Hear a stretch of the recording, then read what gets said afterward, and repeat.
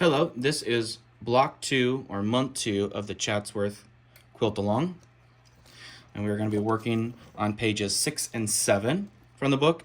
And this is part of why I love the spiral binding. So we only need to work on this half right now, and you can just fold it back on itself and you don't have to bend the spine. So again, for this block, you're going to need a background, which is the white, and then you're going to need 4 different assorted prints. And those are, again, 4 12-inch squares of each of those assorted prints. There's 2 cuts from the background, and then from each of the assorted prints, you're going to cut 3 different cuts. Okay, and we are going to start with step number 1, which we're making house square triangles. So you're going to use your background square and your 4 assorted print squares. Everything is labeled, so we're going to use the B squares from the background and the D squares from the assorted prints. Okay, and with that, you're going to just take your square, your B square, and you're going to take a pencil. I like using the sew line pencil, and you're going to draw a line corner to corner, and I'm going to stitch a 1/4 inch on either side of that line, or you can take a ruler and you could draw a 1/4 on that seam line where you're going to stitch on. You're going to do it with all your background squares, and then you're going to place your print square and your background square right sides together, and it doesn't matter which way you have your line going. And then I always make sure that it's lined up. They are oversized. Okay, and then I'm going to stitch again on each side of that drawn line. So I'm going to use a 2.0 stitch length.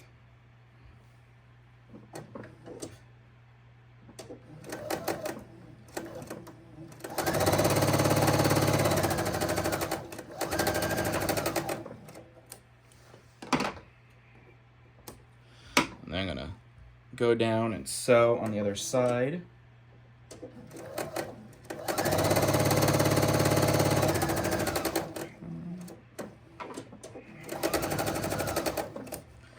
And you're going to repeat that process with all 4 of the assorted prints. And you only need to do one set from each of the assorted prints.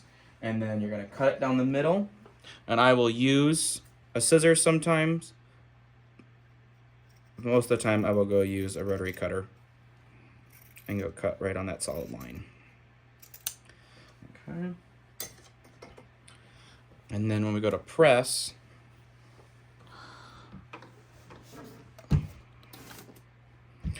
you'll notice in the pattern it shows an arrow, and those are our pressing instructions, and we're going to press 1 to the light and 1 to the dark. And when we do that, it's going to be able to help relate some of the bulk here when we lay out the block. So I set my seam, and again I'm going to finger press just like we did in block 1, and then I'm going to grab the iron and again just press it.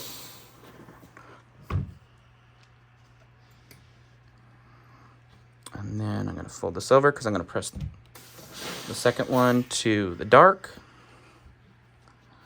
And again, set the seam, finger press. And then I always make sure we get a nice crisp edge. I always like to make sure and double check because you don't want any folds or any pleats in your house square triangles or anytime you have your seam. Then you're going to trim these up using with your favorite ruler, and it will tell you the size in the pattern, which size to trim them up to.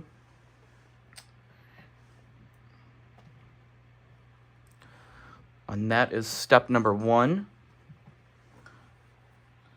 And so here's all 4 of my assorted prints, house square triangles, all trimmed and ready to go. I'm going to put those aside. We're going to work on step number 2. In step number 2, we're going to need an A square from our background, and we're going to use 1 C triangle from each of our assorted prints. So we only need 1 triangle. And so here is my A square. And here are my 4 C triangles. Okay, and I know it's on point for the square within a square. I always like to turn it sideways, so that's visually how you're going to sew it. And so I'm going to just take and always play with how it looks. And you can mix and match, and you can play with your fabrics. And okay, this is. And sometimes with corner squares, they tend to be a little difficult because you got to make sure you get your 1/4 inch point on the outside edge. So I always like to make sure I use a full 1/4 inch seam. And I'm going to fold the first 2 sides in half, and I finger press it right on the fold here. And then I trim off the little dog ears, if you can see that. So I just trim off maybe a 1/4 inch. And what that helps is give me the flat end or a blunt end when I go to sew these triangles. And again, I'm going to do that with this side, fold it in half, finger press it in the middle, and then I'm going to do that with my square as well. So I'm going to take my square, fold it in half, and they are oversized, so you can trim the unit when it gets done. And then I'm going to line up the 2 folds, the little fold marks there, and I'm going to put the triangle on the bottom. I always like to have the bias on the bottom. And then we're going to sew a 1/4 inch seam, a little bit wider.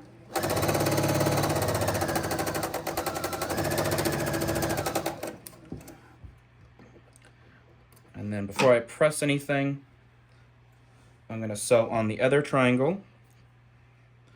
Again, eyeballing and lining up, and you notice I didn't use any pins or anything. I'm just lining up the edge there. Again, the bias is on the bottom.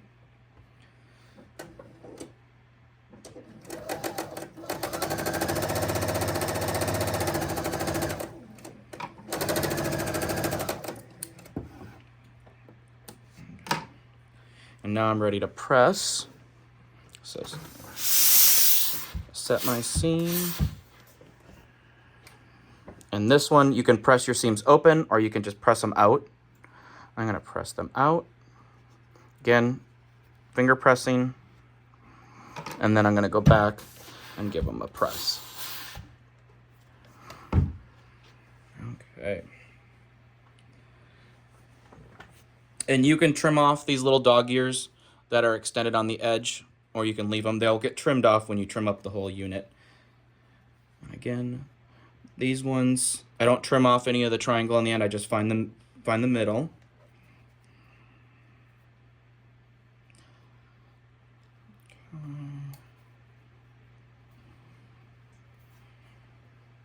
And you don't have to be too picky about this.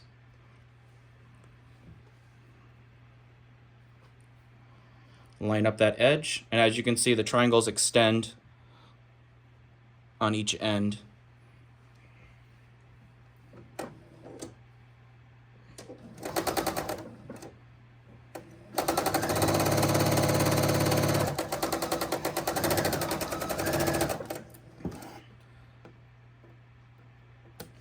So there's one side. Again, I'm going to take the other side, line up the middle. And it's just a very faint pinch where it just kind of tells you where the middles are.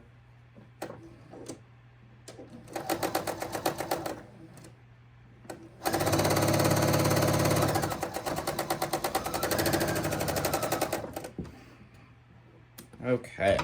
And then you're going to press these other 2 seams away from the center.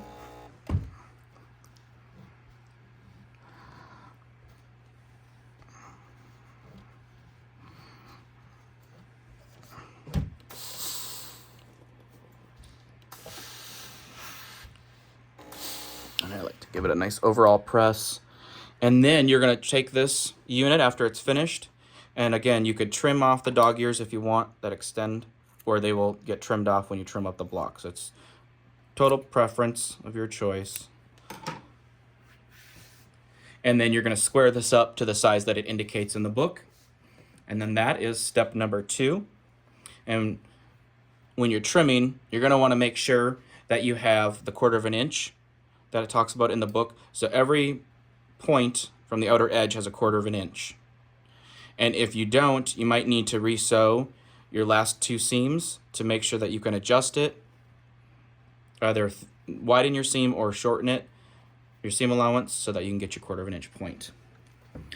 So then step number 3 is putting the block together. And so this is where we're going to lay it out, and we're going to sew it together in a little bit of sections. But you're going to notice the Haskell triangle placement.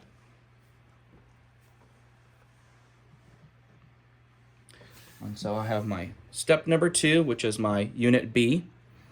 And then I'm going to have my house square triangles that we made in step number 1, which are unit A's. And you're going to need 8 total house square triangles for a block, but 2 from each assorted print. And then you're also going to need 1 square, and this is the E square as an elephant. And you're going to need 1 square from each assorted print. And you're going to match them up with their matching assorted print. And then you're going to match up the house square triangles as well. And then remember we had pressed 1 to the dark, 1 to the light. Well, what you're going to want to do is when you go to lay them down, and you see how they're going to nest with the next, they're going to touch the next one. I don't want 2 lights together. I want a light which is pressed to the light here, and I want this one pressed to the dark. So that way when I go to put it together, they will nest. And you're going to make sure you have a white points meeting in the middle. And again, this one's pressed to the light, so this one's got to go to the dark. That one's pressed to the light, so this one's got to go to the dark. And sometimes it's just spinning and playing with your placement. And this one was pressed to the dark, so this one's got to go to the light.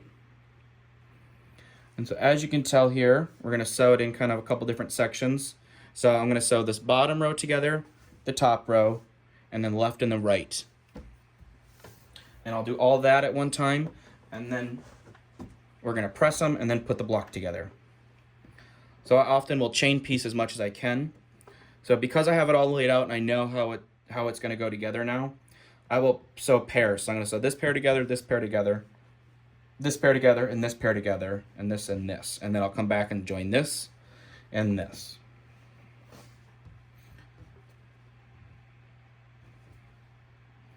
And sometimes I like to flip my house square triangle so it's on the bottom. And I'm not using any pins. Just a 1/4 of an inch seam.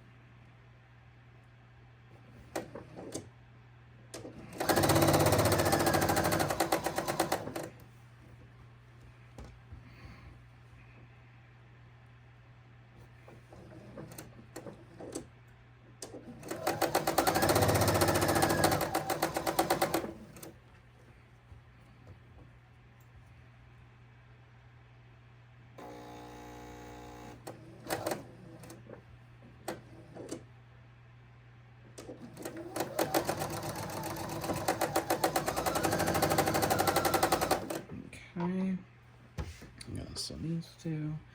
And then here, this is our first 2 house square triangles that are together. And the nice part with pressing one opposite is they're going to nest. And then this one I will put a pin in to keep them holding in place.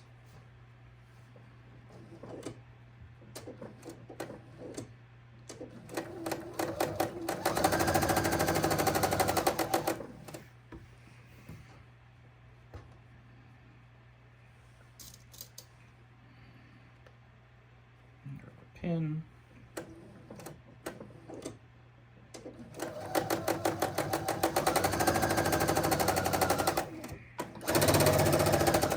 And then after everything's in its pairs, I will go ahead and unclip everything and lay it all out to make sure that I get everything sewn at least in pairs correctly before I do any more.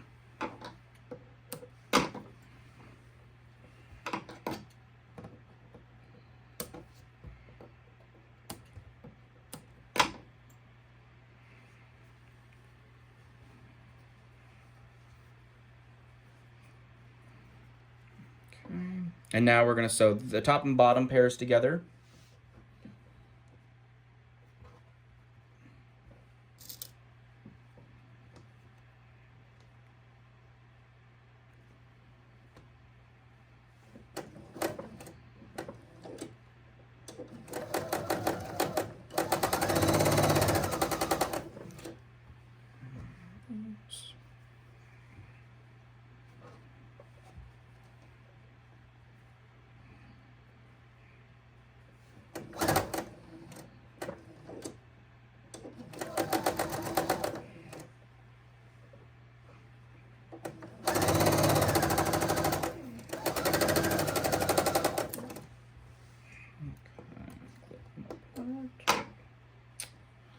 Moment of truth to make sure everything's together. My points line up in the middle.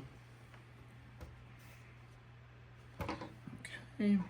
So now we're going to press all of our sections. And with this one, I will probably press my seams open because I have the bulk of the Hasker triangle in the middle, which when I look ahead is going to meet up with the bulk from my square within a square. And so I'm just going to start at the bottom, set the seam, and I will often set all the seams in that section first, and then again, because I finger press, I'll finger press the seams open.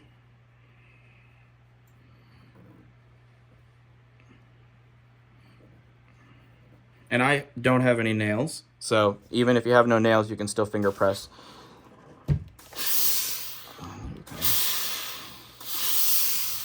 And as you can tell, I do use steam. Okay, so now we're gonna have our unit here, and we're gonna press it from the front. Again, I always like to press from the front, and then if I find that one is twisted, I'll come to the back and give it a little help. But then I always go to the front and fix it. Okay, so that's the bottom. Go to the left.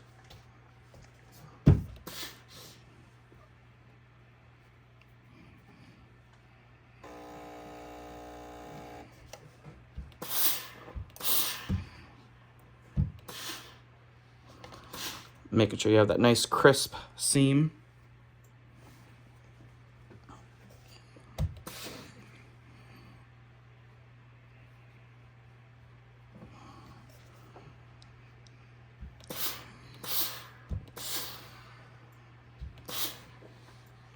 Come back.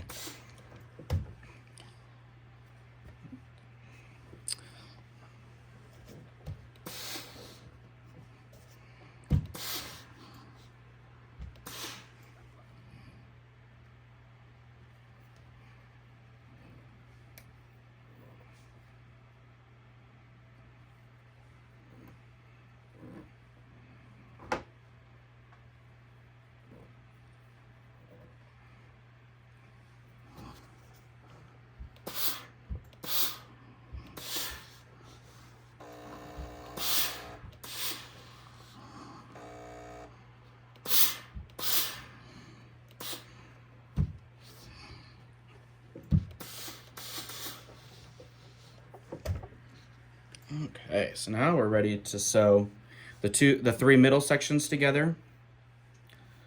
Okay. And again, always double checking that your placement of the fabrics, you got everything paired up correctly as far as keeping the same fabrics in the quadrants together. So we're going to start off with these two.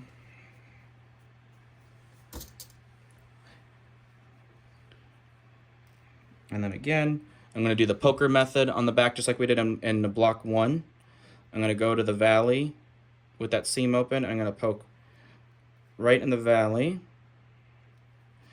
And then I'm going to come to the front and double check that it came out in the right spot. Okay. And then I'm going to go to my unit B right in the peak. And I'm going to poke right in there. Okay. And then I'm going to align it. Put a pin on both sides. Straighten that edge, and we'll straighten this edge. I put a pin at the bottom. I'll put a pin at the bottom since it's starting to get a little bit bigger of a unit.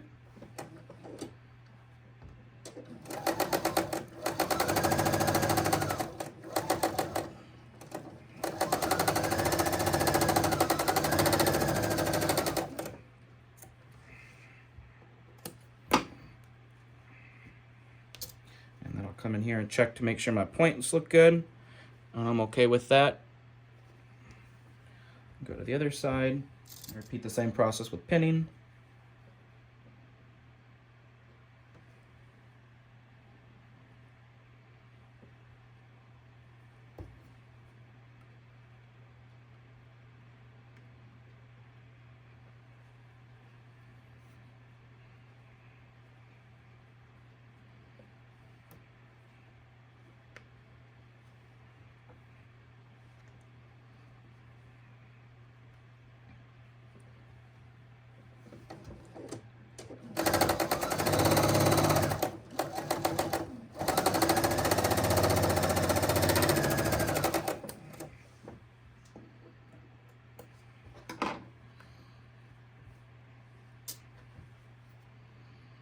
And I'll check that one too, so that's good. So now these first two seams, I will press them open. So I'm going to set the seam again.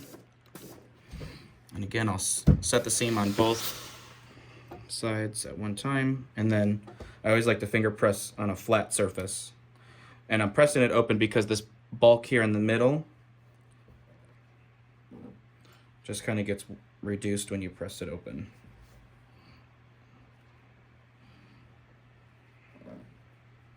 Some people like to clip and twist. I just rather press it open or figure out a way to press the seams when you're making your units to reduce the bulk. Again, as you can tell, pressed from the back. Gonna go to the front, make sure that's good. And I always say if I'm checking a point, I'd rather have it float a little bit than not be cut off. And then we're going to join the top and the bottom and pin just like we did before.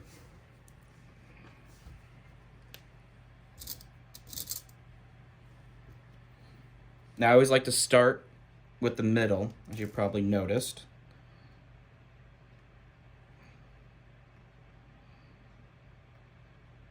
You could start on the end if you wanted, but it's just whatever your personal preference is.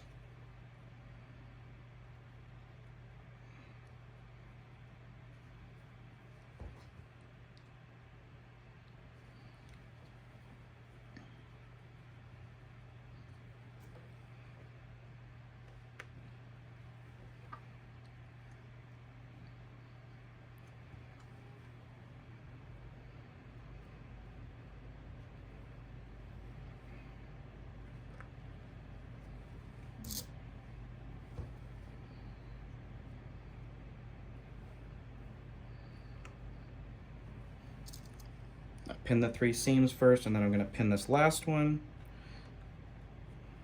And now we're going to sew the 1/4 inch seam.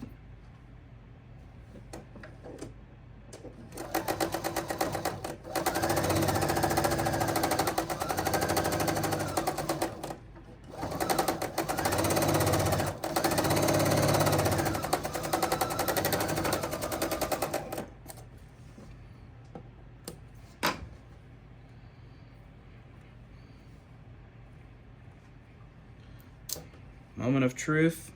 Oh, so I can take a deeper seam. So as you can tell, the point's not so close. I'm going to go in and I'm going to take a little bit wider of a seam right there. And sometimes I will do that just so I can make sure I get that point.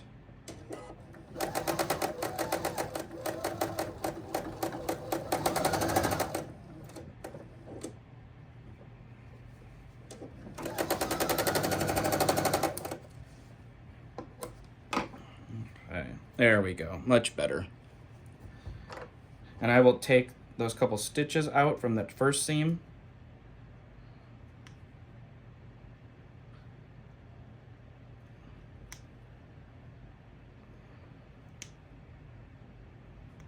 That way when I press the seam open here on the point, it's not so bulky.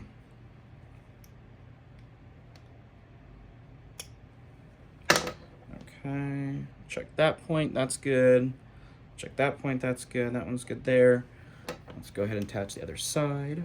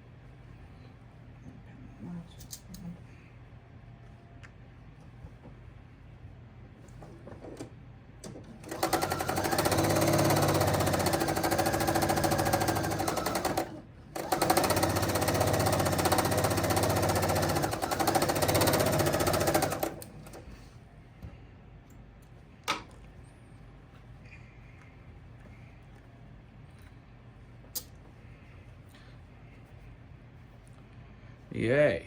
So all the points are good. I'm happy with that one. And now we're going to press the last 2 seams on our block.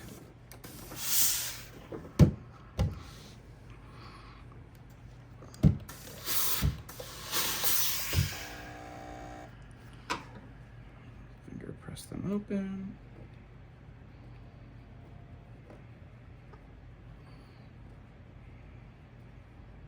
Oh, I had pivoted and sewed off, so I need to take out those couple stitches there so it opens up. That lays really flat. And I always like to clean with the back of my blocks at this point as well. So like if I find a piece of fabric or a piece of thread, I will often just pick it off or clip it, just to keep the blocks clean as you go. Okay. That's good. Now I'm gonna press these seams.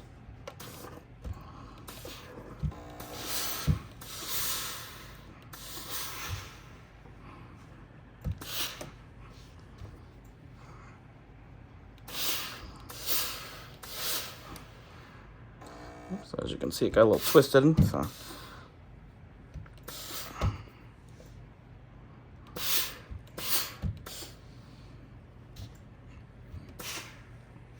And then we're going to give it a final press.